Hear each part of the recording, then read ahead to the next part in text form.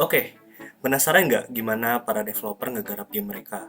Atau teman-teman di sini mungkin pengen banget bikin game, tapi udah coba ngikutin tutorial sana sini, tapi kok ngerasa hilang arah dan nggak tahu selanjutnya apa? Dan mudah-mudahan video ini bakal bantu teman-teman karena aku bakal bahas tahap-tahap dasar di game development. Jadi bismillah, aku Manda dan ayo.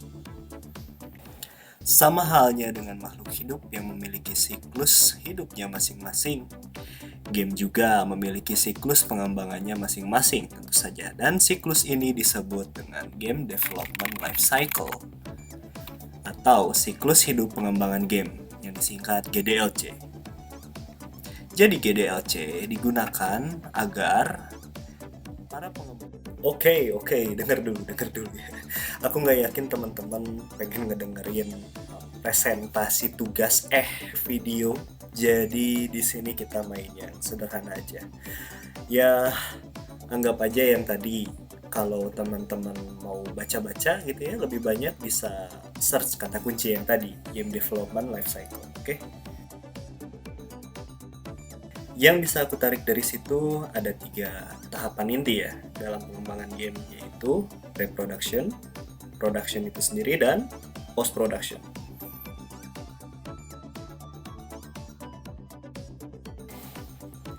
Pada tahap ini biasanya para developer melakukan brainstorming, yaitu ya mulai ngumpulin ide lah, kira-kira mau bikin apa sih, terus mau bikin game yang kayak gimana, apakah genre horror kah, atau mau bikin game platformer kah, game 2D kah, atau game apapun. Ya intinya pada tahap ini ya mereka mulai gila-gilaan melakukan riset, mulai dari kayak game apa yang lagi hype gitu ya. Kalau misalkan mereka pengen bikin, oh Dark Souls lagi hype, oh oke, kita mulai deng deng deng deng, tiba-tiba keluar tuh ada Code Vein, ada Lies of P, ada macem-macem gitu kan. Dan ya pada dasarnya uh, I didn't understand that. Oke. Tiba-tiba. Nah, teman-teman kalau misalkan mau mulai pada tahap ini, teman-teman bisa coba pikirkan dulu game seperti apa yang teman-teman ingin buat. Apakah game racing, apakah game horror gitu ya, apakah game tembak-tembakan gitu. Nah, terus musuhnya gimana? Apakah alien kah? Apakah masih manusia kah? Dan ya macam-macam lah. Atau bisa juga kepikiran ini game ini tuh bakal ada berapa level, bakal ada lingkungannya kayak gimana kah? Apakah di dalam gunung berapi atau apapun, yaitu bisa teman-teman kreasikan. Nah, tapi ada satu tip kalau misalkan teman-teman mau mulai mengkonsep gitu ya. Coba teman-teman mulai dulu dari game yang udah ada, atau mulai dulu ya dari sesuatu yang udah ada ya, udah eksis. Gak mesti harus dari game, bisa juga entah dari film, entah dari buku atau apa. Kan mereka juga bisa jadi apa? Bisa jadi inspirasi teman-teman gitu. Ada yang misalkan mengambil latar settingsnya di apa tahun 90-an, kita nanti ngaruhnya mungkin di genre fashion mereka, atau misalkan apa di kota-kotanya nggak terlalu banyak kendaraan modern gitu kan. Nah itu atau mungkin yang paling sederhana ya, teman-teman bisa menggabungkan ya dua game sekaligus gitu sebagai konsep. Entah teman-teman pengen bikin Flappy Bird tapi FPS, wah yaudah ini kan kayak misalkan kita ngelihat dari dari POV si burung gitu ya, bisa lompat-lompat gitu kan, terus tiba-tiba terjun ke bawah, tiba-tiba nabrak pipa gitu kan. Nah itu juga oke tuh. Dan kalau boleh aku kasih saran, teman-teman bisa mulai dulu dari sesuatu yang lebih mudah gitu, kayak game-game hyper casual. Kalau teman-teman tahu Candy Crush, game-game puzzle gitu ya, atau Tetris, atau mungkin oh ya Subway Surfer, Temporan. Nah itu kan lumayan relatif jauh lebih gampang gitu kan. Ketimbang ya teman-teman harus bikin Valorant gitu ya dari awal, atau game-game kompleks gitu kayak Dark Souls apalagi gitu kan. Nah, dan juga teman-teman mungkin bisa mendapatkan inspirasi dari keseharian teman-teman gitu. Kayak misalkan entah teman-teman tiap kali, aku nggak tahu ya, tiap kali teman-teman belanja mungkin di toko hijau atau toko oranye kan biasa tuh ada mini gamesnya. Ya teman-teman bisa coba mulai tiru dari situ. Dan yang satu lagi, kalau kita bicara keseharian kayak misalkan ya kita kan sering laundry baju gitu kan. Nah, dan ini selamat dulu nih buat Bang Andi Lukito gitu ya. Udah ngerilis game Laundry Store Simulator. Ya teman-teman bisa coba beli dan mainkan gitu ya. Gamenya seru. Dan jangan sampai teman-teman memikirkan konsep cerita yang sangat kompleks di awal gitu ya. Apalagi kayak teman-teman memikirkan sebuah game seperti The Resident Evil, The Walking Dead dengan konsep cerita di mana ada seorang wanita cantik terjebak di dalam sebuah kekacauan zombie apocalypse di UK gitu ya. Dan di suatu saat dia juga bertemu dengan seorang anak muda atau Shota gitu ya, yang mana dia aslinya adalah seorang asasin berdarah dingin yang ditugaskan untuk membunuh wanita tersebut. Wah, uh, dan aku yakin dalam 3 tahun game dengan konsep seperti itu tidak akan jadi-jadi gitu. Pengalaman pribadi. Oke. Dan ketika teman-teman sudah mengumpulkan berbagai macam ide, riset-riset, segala macam, dan konsep-konsep yang udah teman-teman brainstorm entah bareng ataupun sendirian, ya selamat. Sebenarnya teman-teman juga telah memasuki tahap berikutnya, yaitu tahap desain. Oke, maaf banget teman-teman, tadi aku sakit, jadi pagi ini aku mulai lanjut lagi rekamannya.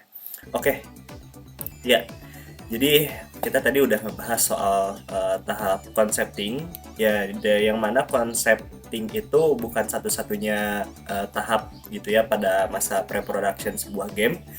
Dan tahap selanjutnya biasanya yang dilakukan pada saat pre-production ini adalah tahap desain. Nah, mungkin teman-teman mikir, oh tahap desain berarti kita udah mulai ngegambar gitu gimana suasana game yang ingin kita bangun atau bagaimana artnya, bagaimana sih bentukan karakternya, bagaimana bentukan musuh segala macam.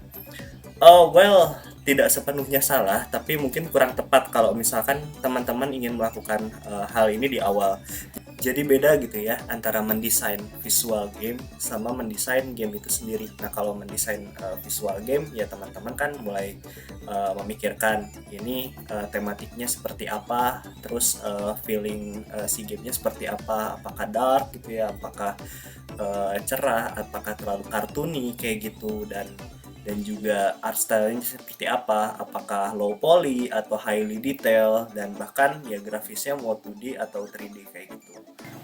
Tapi kalau misalkan ngedesain game, ya teman-teman mulai merancang gameplaynya itu seperti apa, kayak mulai membreakdown aturan-aturannya itu kayak gimana. Mulai dari yang sederhana aja gitu, kayak misalkan menang kalahnya gimana sih. Kalau misalkan kita ya ambil contoh sederhana, ya nggak usah dari video game, permainan papan biasa gitu, kayak catur atau ular tangga. Nah, menangnya adalah ketika kita mencapai lantai paling tinggi atau petak nomor ke 100 kayak gitu kan. Kalau misalkan catur ya ketika raja milik musuh itu nggak bisa kemana-mana lagi gitu ketika mulai checkmate gitu kan. Atau lalu kalau misalkan kalahnya ya ketika musuh udah mencapai di petak nomor 100 itu terlebih dahulu, atau kalau misalkan catur ya kebalikannya, apa yang terjadi pada musuh itu malah terjadi kepada kita gitu. Nah kayak gitu. Nah itu dalam mendesain sebuah game ya teman-teman. Mendesain game bukan perkara remeh, dan bahkan beberapa studio indie, ya aku yakin bukan cuma studio indie, dan studio-studio gede pun mereka juga sangat memperhatikan desain game mereka gitu sebelum pada akhirnya implementasi, dan bahkan ketika implementasi pun bisa jadi desainnya berubah karena ada kebutuhan pasar atau lain hal gitu.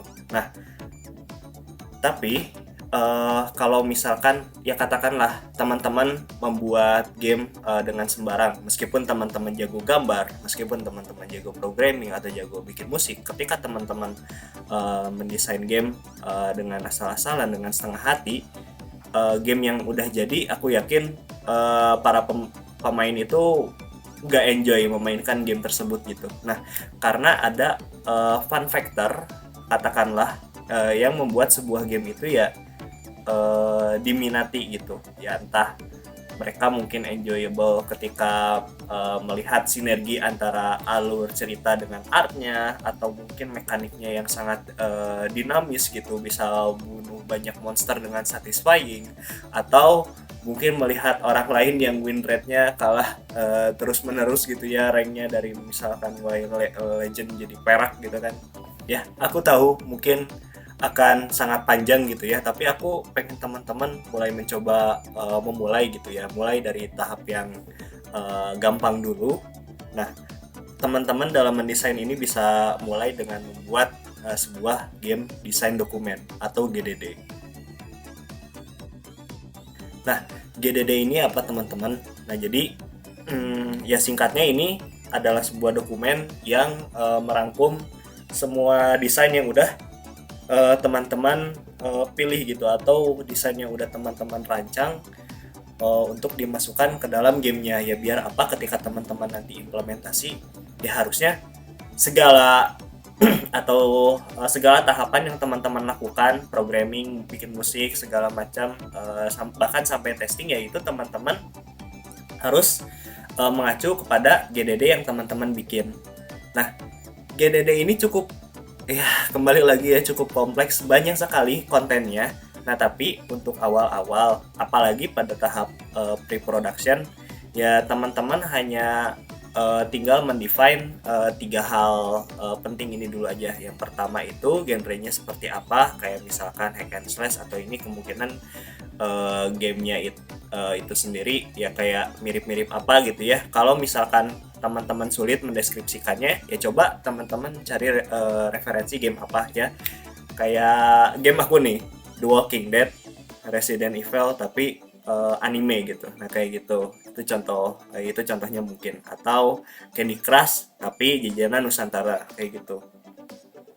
Itu nggak, ya bukan tidak langsung mengacu ke genre ya, tapi dengan melihat seperti itu, oh Candy Crush, ya teman-teman bisa cek, oh ini dia genrenya sebenarnya apa sih.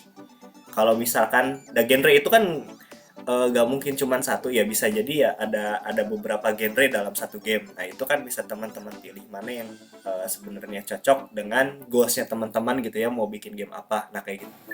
Dan selanjutnya, coba bayangkan sebuah core loop dari game punya teman-teman. Nah, core loop ini apa? Buat teman-teman yang belum kebayang, jadi simpelnya, di keseluruhan game teman-teman itu yang mulai dari pertama main gitu, dari new game sampai gamenya tamat atau gamenya beres, game over.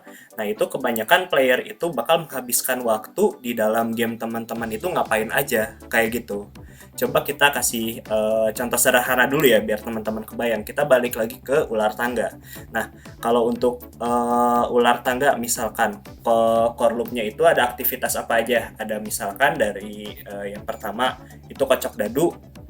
Nah, lalu yang kedua, bidaknya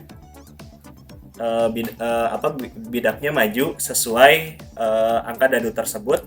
Terus yang ketiga, kalau berpijak pijakannya apa, lalu aktivasi gitu. Kalau misalkan tangga dia naik, kalau misalkan ular dia turun, kalau misalkan yang nggak ada pijakan ya udah giliran dia selesai.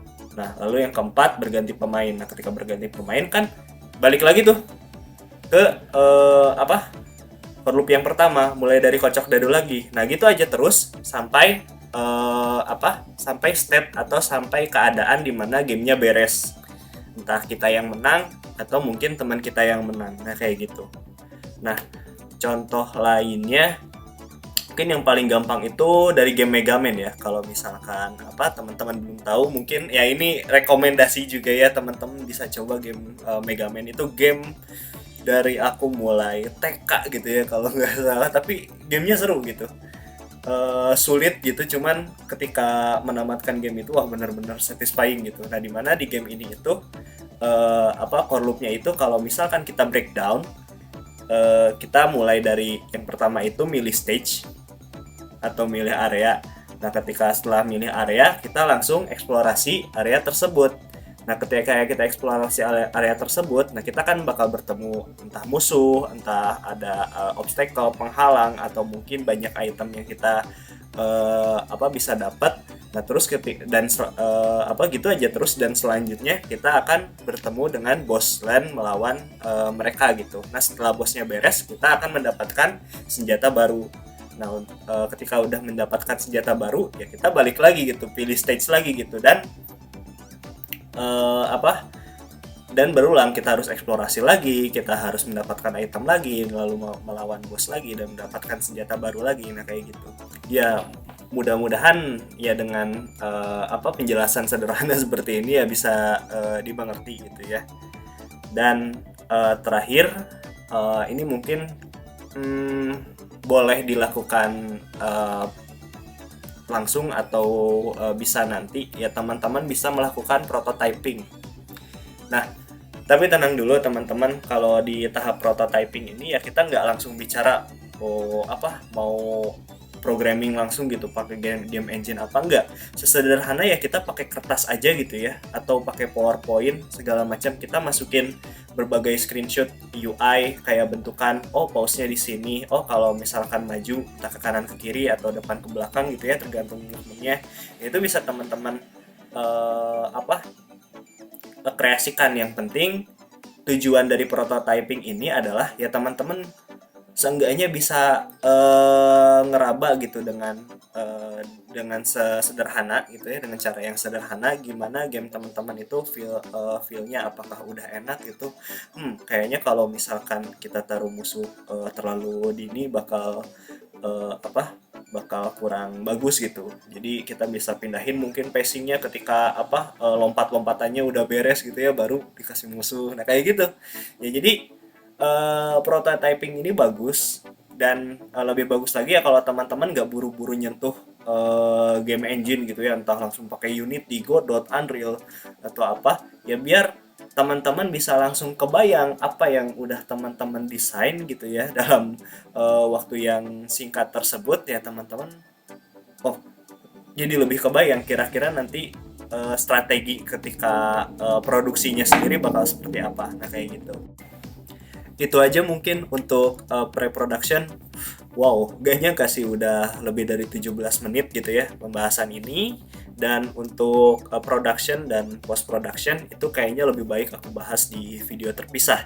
Tapi buat menutup, aku juga pengen tahu gitu, kita mungkin sedikit latihan. Teman-teman kalau misalkan punya konsep game, teman-teman mau bikin apa, bisa teman-teman coba jawab di kolom komentar. Siapa tahu ide teman-teman menarik, atau mungkin kebetulan nanti ada sesama game developer juga nih tertarik sama ide teman-teman, bikin bareng gitu, pada akhirnya kolaborasi. Nah, itu kan bagus gitu ya. Itu sih yang aku harapkan sebenarnya ya. Tapi intinya aku pengen tahu teman-teman punya ide apa, coba jawab di kolom komentar.